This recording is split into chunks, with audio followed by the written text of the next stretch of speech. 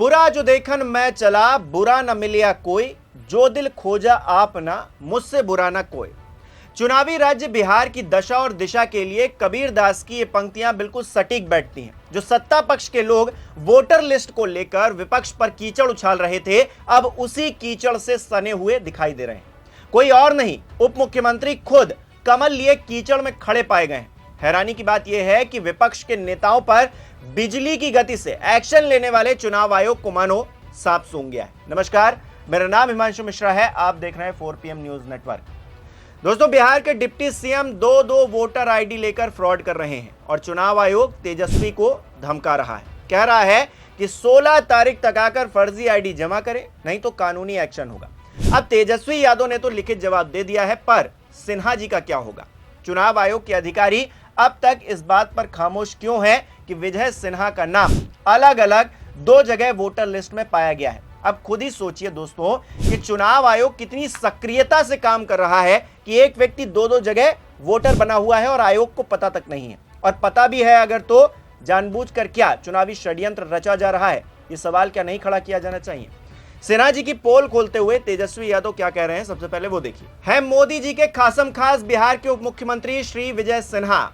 ये 2 अलग अलग जिलों की 2 अलग अलग विधानसभा क्षेत्रों के 2 अलग अलग जगह के मतदाता हैं। लखीसराय जिले के लखीसराय विधानसभा क्षेत्र से और पटना जिले की बांकीपुरा विधानसभा निर्वाचन क्षेत्र से। इनके पास 2 अलग अलग EPIC हैं। लखीसराय जिले के लखीसराय विधानसभा क्षेत्र से इनका EPIC ID नंबर IAF 3939337 और पटना जिले की बांकीपुर विधानसभा निर्वाचन क्षेत्र से इनका EPIC ID AFS 0853341 है।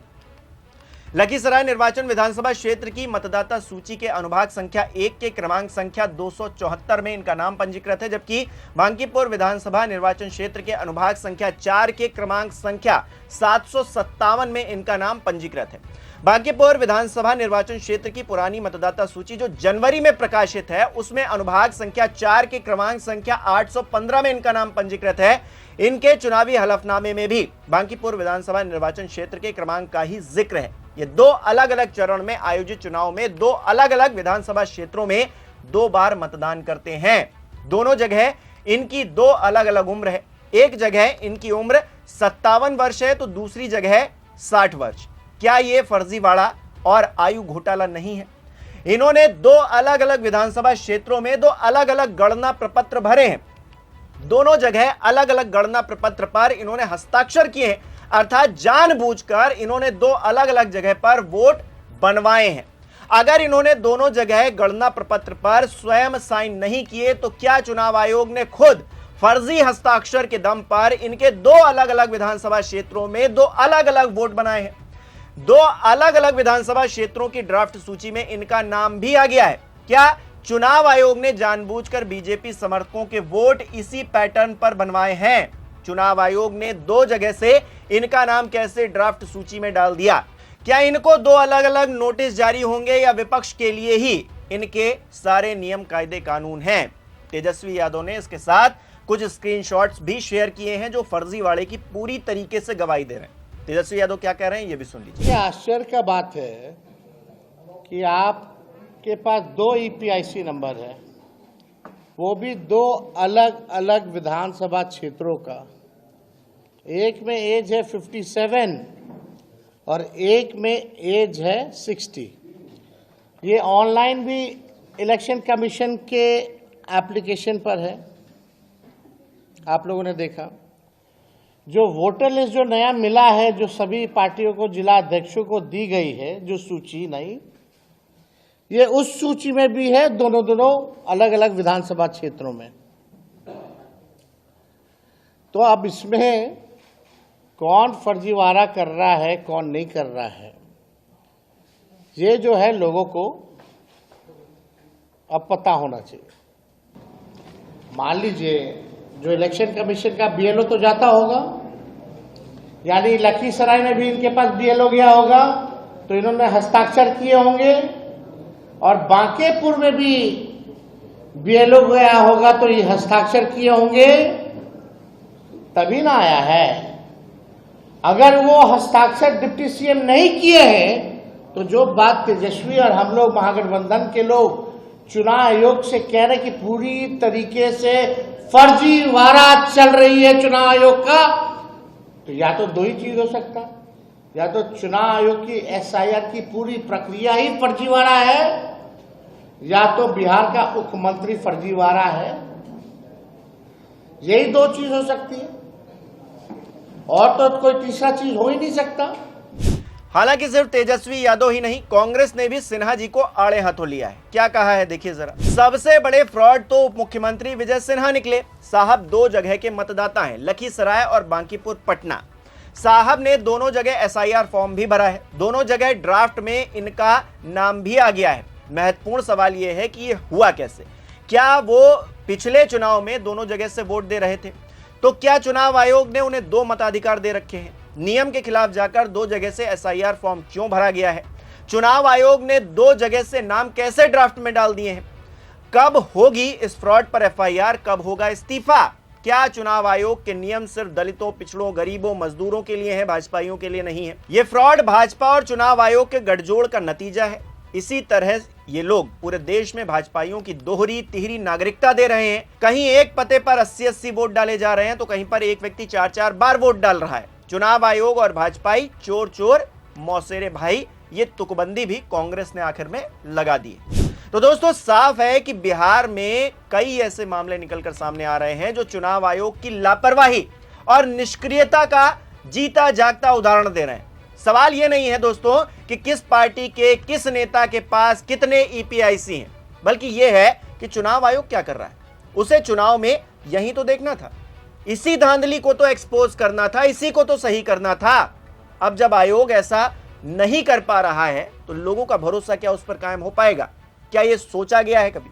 और अगर भरोसा नहीं रहेगा तो इस लोकतांत्रिक व्यवस्था के होने का आखिरकार मतलब क्या है? देखिए, मैं तो सीधे कहता हूं, तेजस्वी जी ने जवाब दे दिया, लिखित में जवाब दे दिया। अब आप करो फैसला। अब तो सैकड़ा उदाहरण आ गए हैं 2 ईपीआईसी कार्ड के। क्या ये दिक्कत क्या है ना, चुनाव आयोग के अंदर इतना एरोगेंस। क्या होता है ना कि एरोगेंस तब सही है जब आपके अंदर विजडम हो, संवेदनशीलता हो, जायज मान लेंगे। इग्नोरेंस प्लस एरोगेंस हॉलमार्क हो गया इस चुनाव आयोग का।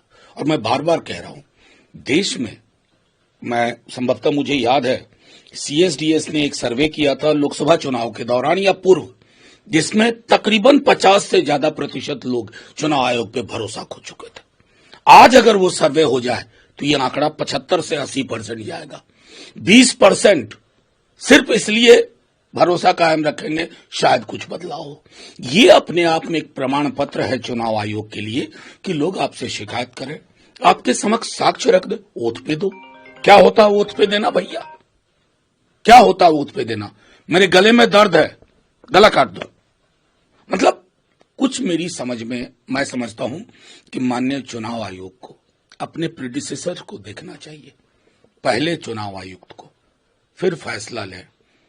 नहीं तो बांग्लादेश के चुनाव आयोग की जो हालत हुई थी उसी दिशा में चीजें जा रही हैं। दोस्तों हाल ही में राहुल गांधी ने कर्नाटक में हुई धांधली का खुलासा किया था। इस पर चुनाव आयोग राहुल को साइन करके शपथ पत्र देने का ज्ञान दे रहा है। सत्ता पक्ष के लोग आयोग के प्रवक्ता बने हुए हैं, राहुल गांधी का मजाक उड़ा रहे हैं, कह रहे हैं कि देखिए राहुल गांधी एक और शिगुफा ले आए। लेकिन सवाल यह है कि लोकतंत्र के मंदिर में जो चोरी की जा रही है उसका जवाब आखिरकार कोई देगा तो है कि नहीं देगा? तेजस्वी पर सवाल उठाने वाले सिन्हा जी पर खामोश क्यों बैठे हुए हैं? सेलेक्टिव पॉलिटिक्स करने वाले ये जो तथाकथित देशभक्त हैं, जवाब तो इनको देना पड़ेगा। और अगर जवाब नहीं देंगे तो ये जो लोकतांत्रिक व्यवस्था है उस पर से हर किसी का भरोसा उठ जाएगा। और मनोज झा जैसा कि कह रहे थे कि बांग्लादेश तो नहीं बन जाएंगे, क्योंकि बांग्लादेश में भी यही हुआ। हम उम्मीद करते हैं अपने देश के चुनाव आयोग से, अपने देश की सरकारों से कि वो इस विषय को हल्के में नहीं लेंगी। चुनाव आयोग अगर कहीं पर भी कुछ भी गड़बड़ी कर रहा है, लापरवाही कर रहा है, तो उसको सुधारा जाएगा और ये काम सब मिलकर करेंगे। इसमें कोई छोटा या बड़ा नहीं है, इसमें कोई सरकार या विपक्ष नहीं है, इसमें कोई अधिकारी या आम आदमी नहीं है। हर किसी की जिम्मेदारी है कि ये लोकतंत्र सही तरीके से चले। और अगर राहुल गांधी के आरोप सही हैं तो उस पर भी क्लियर होना चाहिए गलती किसकी है और जो अपराधी है कानून के तहत उसे सजा भी मिलनी चाहिए। और जिस तरह से ईपीआईसी डबल डबल निकल कर आ रहे हैं, अब सत्ता पक्ष में बैठे हुए जो डिप्टी सीएम साहब हैं वो भी अगर दो दो आईडी लेकर घूमेंगे तो दूसरों को क्या ज्ञान देंगे।